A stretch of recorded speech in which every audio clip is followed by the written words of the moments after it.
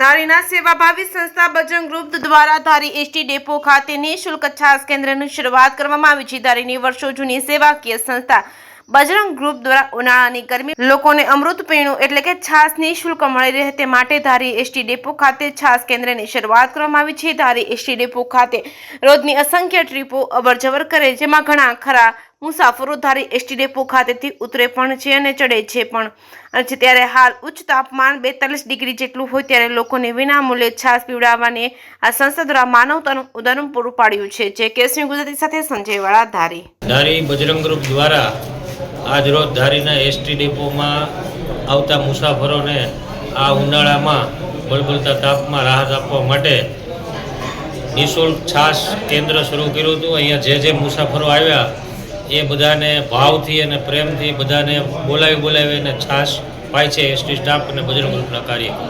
કેટલા વાગ્યા સુધી આ કાર્યવાહી ચાલશે? સાંજ સુધી।